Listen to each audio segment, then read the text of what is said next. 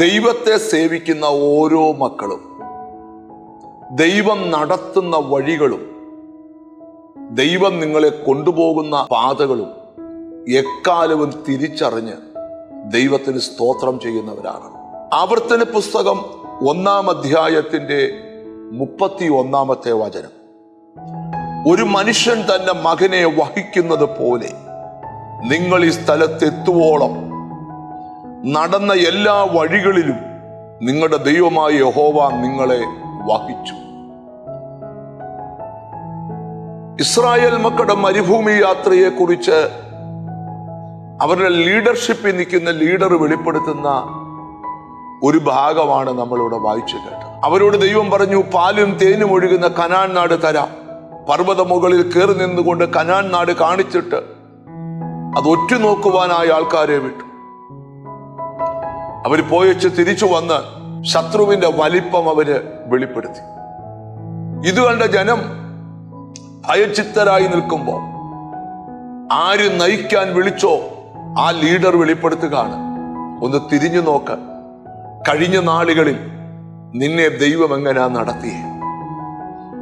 ഒരു മനുഷ്യൻ തന്റെ മകനെ വഹിക്കുന്നത് പോലെ ഒരു കുഞ്ഞ് അപ്പന്റെ കൈകളിൽ അപ്പന്റെ തോളോട് കെട്ടിപ്പിടിച്ച് അപ്പന്റെ മാറോട് ചേർന്നിരിക്കുന്നത് പോലെ, ഒരപ്പൻ മകനെ വഹിക്കുന്നത് പോലെ നിന്റെ മരുഭൂമി യാത്രയിൽ ദൈവം നിന്നെ വഹിച്ചു. താഴോട്ട് പഠിക്കുമ്പോൾ അവിടെ കാണുകയാണ്, നിങ്ങൾ ഈ സ്ഥലത്തെത്തുവോളം നടന്ന എല്ലാ വഴികളിലും നിങ്ങളുടെ ദൈവമായ യഹോവ നിങ്ങളെ വഹിച്ചു. അതിനർത്ഥം എന്നാ? തിരിഞ്ഞു നോക്ക്, കഴിഞ്ഞ നാളുകളിൽ നിങ്ങളെ വഹിച്ച ദൈവം, ഇവിടെ വരെ കൊണ്ടെത്തിച്ച ദൈവം നിങ്ങൾക്ക് തരാമെന്ന് പറഞ്ഞ വാഗ്ദത്ത നാട് തരും. ഒരു പ്രതിസന്ധി ജീവിതത്തിന്റെ മുമ്പിൽ വരുമ്പോ ആ പ്രതിസന്ധിയിൽ ഒരു ദൈവവൈദ്യൻ ധൈര്യപ്പെടുന്ന എങ്ങനെയാന്ന് ചോദിച്ചാൽ, കഴിഞ്ഞ നാളുകളിൽ അവനെ നടത്തിയ വഴികൾ അവന് തിരിഞ്ഞു ചിന്തിക്കുമ്പോഴാ അവന് ധൈര്യം കിട്ടുന്നത്. ഇതിനെക്കാട്ടി വലിയ പ്രശ്നത്തെ മുൻകാലങ്ങളിൽ അവർ ജയിച്ചിട്ടുണ്ട്. അവരുടെ ദൈവം അവരോട് കൂടെ ഇരുന്നിട്ടുണ്ട്.